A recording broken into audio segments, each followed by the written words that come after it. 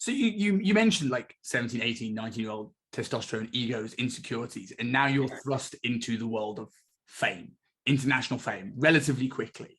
You know, like how was that process? Like, it must have been a huge change in lifestyle, and like, how did that affect you in the early stages in particular? So in the early stages, I do remember. I remember being in the front seat of the people carrier at a traffic light in London, and a middle-aged, or like what seemed to me a middle-aged guy at the time. He was probably about 30, but no, I think he was older than that. And he was like, he sort of did a double take at me. And I think this was before we'd even released our first single kind of thing, but we'd done a few magazine bits and whatnot. And he's sort of done a double take, and he's going, "Oh, what was Ritchie?" And I was like, "Oh, that's weird. Like, how does he know me?" I didn't even think the band, and like, I was like, "How does he know me? Like, that's really weird." That was one thing. Then there was we lived together, and there was literally girls camped out at the end of the driveway. Yeah, there was girls camped out, but the thing is, you could never escape it. Because of that, you could never escape it. That's when it started becoming a mental endurance. Because as much as you love your fans and everything, like, genuinely, like, it's not a cliche, but they put you where we knew that. But mentally, you could never switch off, because it was even on your doorstep, literally the whole time. I mean, you know, this is where it gets weird. So anyway, I'll get back to that. But what was the other thing going into a shopping centre. And all of a sudden, and to begin with, it was fun, because you're 17, 18, and you're like, yeah, sort of Charlie Big Bananas. You're like, get this, man. This is crazy. You know, and it was kind of enjoyable, and, you know, but you end up with hordes of often usually teenage girls around you. And in those days it was, can you sign this? Can you sign that? Da-da. And that was all right. But then you start to realise, I can't actually get any shopping done when I go shopping anymore. I can't do it. Like, how's that going to work? And it was before the days of internet where you could just sit and order it online. And so I always say fame is fun for 6 months.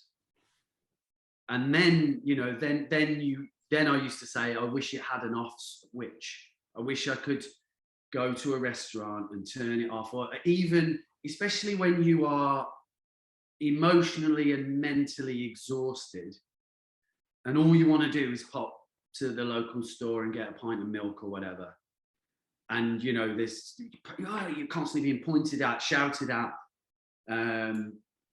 You know, there's just some moments, you imagine every moment in your life. There's some moments that you're like, yeah, bring it on. But there'd be other moments, maybe you've had a death in the family, or, you know, serious moments, and and you're at the height of like fame, where you're being sort of pointed at and all that. Just sometimes you wish it wasn't there. You're just like, oh, I'm not in the mood today. I haven't got it in me to talk. I've got nothing to say. I'm in my own brain. Do you know what I mean? Did you feel you had a pressure to be personable in those moments because of the Absolutely. potential backlash that would come if you were, oh, Ritchie was rude, you know, and you don't know anything about it? Backlash. It's just that, you know, they're another human being that, you know, you've put yourself in that position in a sense. So, you know, I don't think, unless somebody's been really, really rude to me, I have never once been rude to anyone, ever. You know, I think I've explained sometimes, maybe if I've like had 2 hours sleep and I've been flying or whatever, I've said, you're gonna have to excuse me, I'm really tired, but, you know, yeah, can I, you know, but yeah, no, you know, you can never be rude, never. It's not necessary. It's just not necessary. I remember that's something that stuck out about you when you trained me in Virgin. It was the, like, any day you would say when you were tired, when you had a big gig or a big weekend or something like this, but incredibly humble.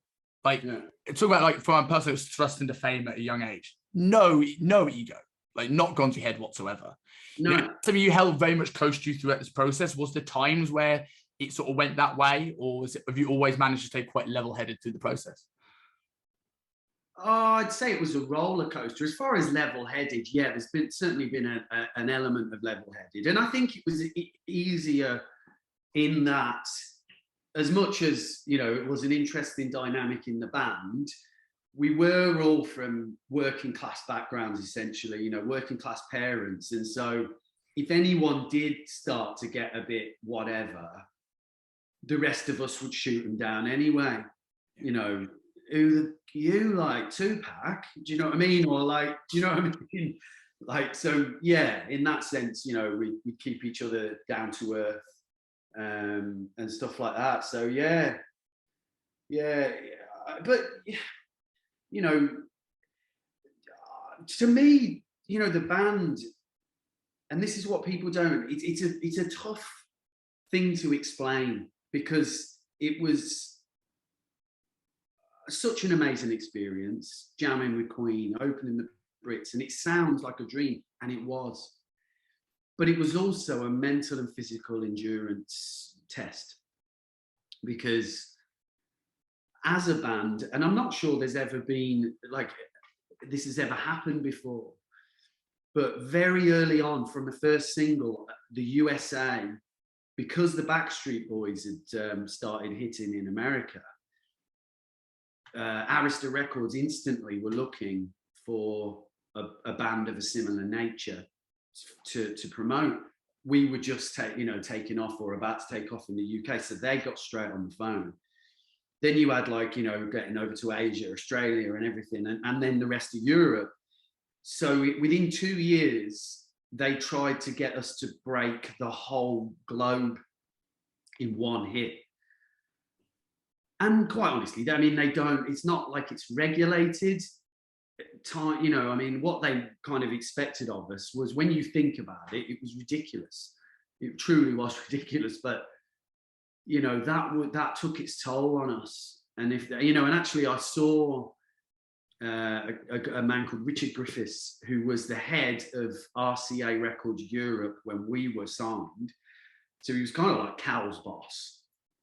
And then he ended up, him and Cowell would feed him all the X Factor winners. So he ended up managing One Direction. And we were playing V Festival, and we saw Richard backstage. He was there with Ollie Murs.